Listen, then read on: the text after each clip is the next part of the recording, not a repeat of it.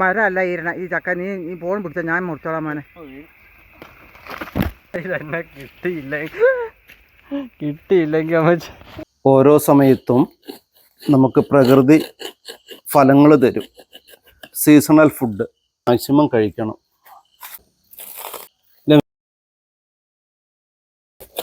ഒക്കെ വലുതായി നമുക്ക് വയ്യാതെ എന്താ കണ്ടോ, ഞാൻ ചുമറുക്കി പിടി കുറിച്ച് എൻ്റെ നടുഭാഗം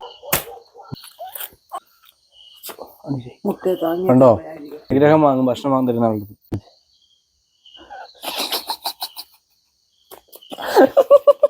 എന്താ ഇത്?